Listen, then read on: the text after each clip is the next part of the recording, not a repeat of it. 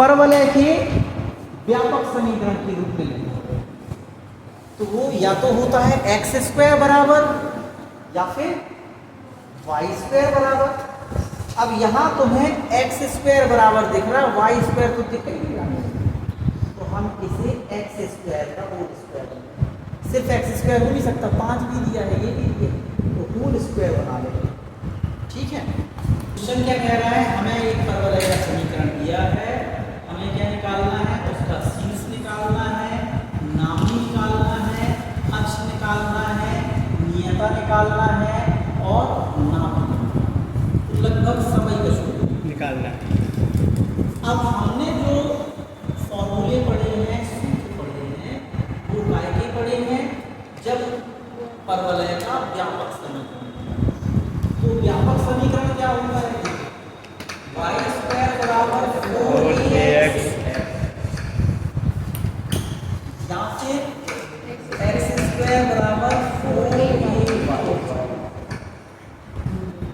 इनमें plus minus भी लग जाता है, लेकिन हमने जनरली बताया, जनरली हमने ऐसे पढ़े। तो यहाँ पे देखें क्या वाई स्क्वायर बनेगा क्या या फिर एक्स स्क्वायर बनेगा क्या, तो देखिए इस पूरे समीकरण में वाई स्क्वायर तो हमें दिख ही नहीं रहा, तो वाई स्क्वायर बनने की उम्मीद तो नहीं, तो हमें क्या दिख रहा है, एक्स स्क्वायर यहाँ पे है, तो देखो हमें यहाँ पे ये एक्स स्क्वायर दिख रहा है, तो अब उम्मीद है कि ये इसके रूप में बनेगा। हम क्या करेंगे, इसे एक्स स्क्वायर के फॉर्म में लिखेंगे, तो हम सबसे पहले समीकरण को कॉपी कर लेंगे, 5x square plus 30x plus 2y plus 59 equal, ठीक है।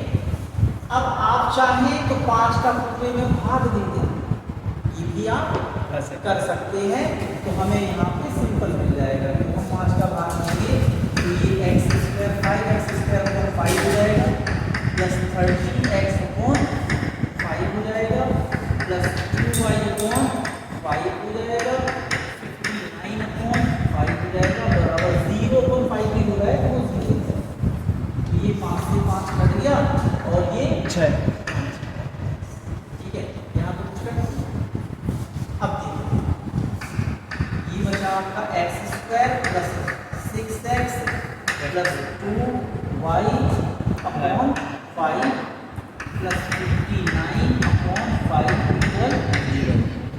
अब इसे हम होल स्क्वायर बनाने की कोशिश करें, तो ये देखो a स्क्वायर तो दिया है प्लस ये भी होना चाहिए, तो अगर 2 a की जगह x रखेंगे तो कितना यहाँ रखेंगे, 6 आ जाएगा, 3, तो यहाँ हम 3 रखेंगे, तो ये b रहा होगा, तो होल स्क्वायर बनाने के लिए हमें b का स्क्वायर भी चाहिए है, तो हम इतना ही जोड़ेंगे और इतना ही, ये बात समझ में आ गई, हम इसका होल स्क्वायर बना रहे हैं, ठीक है, क्योंकि फॉर्मूले में एक्स स्क्वायर यहाँ होता है तो बाकी सब वहाँ होता है, और इसमें एक्स भी नहीं होता है, तो हम इसको वैसे ही बना रहे हैं, तो हमने ये होल स्क्वायर बनाने के लिए 3 का स्क्वायर जोड़ा, 3 का स्क्वायर हटाना भी पड़ेगा, ये नियम कहता है, बाकी चीजें कॉपी कर दी, 2/5 y प्लस 59 अपॉन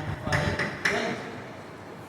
हम इतने को रखेंगे होल स्क्वायर, बाकी सबको हम उस साइड भेज देंगे।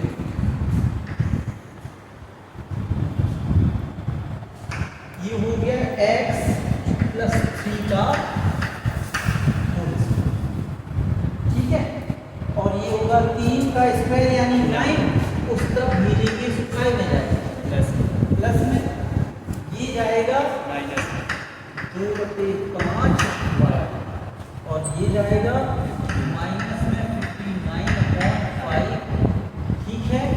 अब नंबर अलग सॉल्व कर लेंगे, ये हो जाएगा x प्लस 3 का होल स्क्वायर बराबर माइनस का 2 अपॉन 5 y, और ये जोड़ लेंगे 59 अपॉन 5 और ये प्लस में 9 अपॉन 3 बनवा लिया, एलसीएम ले लेंगे, x प्लस 3 का होल स्क्वायर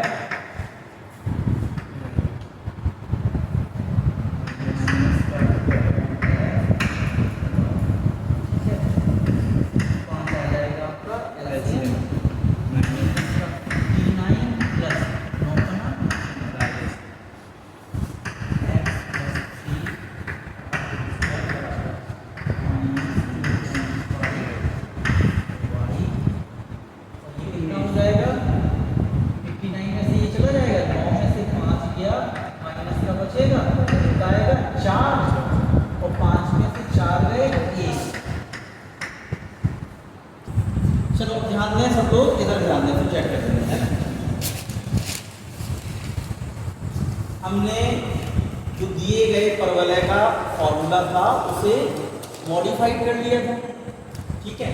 इसे थोड़ा सा और कंप्लीट करेंगे।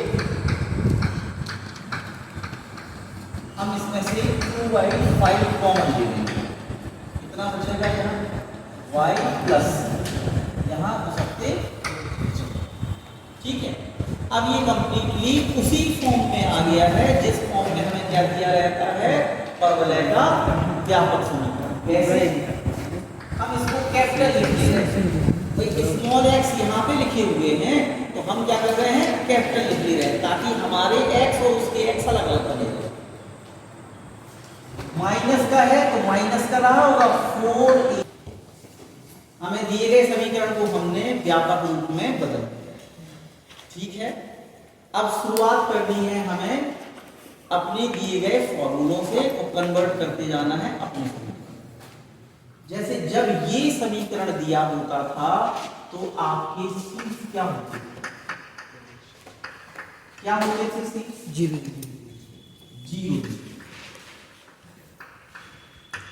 यही होते। यहां 0 हमारा ये x है और ये वाला 0 हमारा ये y, ठीक है। ये किसके लिए है, व्यापक समीकरण के लिए। अब हम बात करें कि हमारा x, ये तो व्यापक के लिए है, हमारा x कितना है, यानी x प्लस 3 बराबर है कैपिटल x, और कैपिटल X कितना है, ये है 0, तो x बराबर कितना हो जाएगा, ये मान हमारे समीकरण के लिए है, यानी जो आपका शीर्ष होगा उसका भुज आएगा माइनस। आया समझ में? अब तो क्लियर हुआ कि नहीं हुआ, कि अभी कंफ्यूजन है? अब देखें, ये जो 0 था वो किसके लिए था, व्यापक समीकरण के लिए, यानी इस y के लिए। तो हम लिख सकते हैं जो हमारा y है वो इस y के बराबर होगा, यानी y प्लस 7 बराबर होगा कैपिटल Y। और कैपिटल Y की वैल्यू कितनी है यहाँ पे 0, तो y प्लस 7 बराबर 0, तो y बराबर हो जाएगा माइनस। ये हमारे समीकरण के लिए शीर्ष की क्या है, कोटि। तो अब फाइनल हमारे समीकरण के लिए शीर्ष क्या होगा, नहीं समझ में आया? ये 0 0 इसके लिए शीर्ष था, अब हमारे समीकरण के लिए शीर्ष क्या होगा, तो वो होगा -3 और -8। आई बात समझ में? तो सबसे पहले तो इस a की वैल्यू निकाल लेते हैं इस समीकरण के हिसाब से। तो देखिए कंपेयर करें, तो ये -4a बराबर कितना आ जाएगा, -4.5, तो -4a बराबर हो जाएगा -30.5, माइनस से माइनस कटा, a बराबर हो जाएगा 2 से b कटा, हो जाएगा 1/10 का मान, ठीक है। अब देखिए, तो यहाँ पे क्या आ जाएगा, किया जाएगा 0 और माइनस का 1/10। अब ये किसके लिए है, व्यापक के लिए, ये x का मान रिप्रेजेंट कर रहा है और ये y का मान रिप्रेजेंट कर रहा है, यही है। तो x कितना है, x है 0, और x की जगह हमारा x कितना है, वो x प्लस 3 बराबर 0, तो x बराबर -3। आगे बात समझ में? ये जो मान था वो काय के लिए था, व्यापक के लिए। अब हमारे लिए क्या होगा, हमारे लिए जो नाभि है उसका भुज कितना होगा, माइनस। और कोटि व्यापक समीकरण के लिए कितनी थी, y, कैपिटल Y बराबर कितना था, माइनस, यानी कैपिटल Y बराबर कितना था, -1/10। तो इस y की जगह हमारा y कितना है, y + 7, तो ये y + 7 बराबर है -1/10, y बराबर हो जाएगा -1/10, ये वहाँ जाएगा -7/1, तो y बराबर हो जाएगा 10 माइनस का 1 और माइनस का 70, y बराबर हो जाएगा -71/10। ठीक है, तो हमारे समीकरण के लिए जो नाभि निकली उसका भुज कितना है, उसका भुज निकला है -3 और उसकी कोटि कितनी निकली है -70। आ रहा है समझ में? अब ये हो गई आपकी नाभि भी क्लियर। अब आता है अक्ष। तो फॉर्मूले में देखिए, व्यापक समीकरण के लिए क्या अक्ष दिया हुआ है फॉर्मूले में? व्यापक समीकरण के लिए क्या दिया है अक्ष? x बराबर 0, यानी कि कैपिटल X बराबर 0। अब x बराबर 0 है समीकरण, तो ये कौन सा अक्ष रहा होगा? y अक्ष रहा होगा। तो हमारे समीकरण का भी x² बराबर है, तो ये भी y अक्ष होगा, लेकिन समीकरण क्या होगा? अब यहाँ पे देखें, ये अक्ष पे ही बनता था, लेकिन x की जगह हमारा x कितना है? x+3, तो हमारा समीकरण क्या हो जाएगा? x+3 बराबर 0, यानी यही समीकरण है। ये हो गया आपका हमारे समीकरण के लिए अक्ष का समीकरण, ये हमारी। ठीक है, अब आती है बात काय की आती है नियता। सबसे पहले हम सोचेंगे कि व्यापक समीकरण के लिए नियता कितनी होती थी? व्यापक समीकरण के लिए कितनी होती थी नियता? देखिए थोड़ा सा, y बराबर a पॉजिटिव, ठीक है, इतनी होती थी। अब इस y के इक्वल में हमारे समीकरण का y कितना है? वो है y+7, और a का मान कितना है? a का मान हमने पहले से निकाला 1/10, y बराबर कितना हो जाएगा? 1/10, ये उधर जाएगा -7/1, y बराबर हो जाएगा 10 आएगा आपका एलसीएम, 1 × 1 -7 10 y बराबर हो जाएगा -69/10, तो ये किधर दिया ऑर्डर +69/10 बराबर 0। ये आपकी नियता का आई समझ में बात? अब देखिए और आगे नाभि का। जब व्यापक समीकरण दिया होता था तो नाभि लंब कितना होता था? नाभि लंब होता था कितना?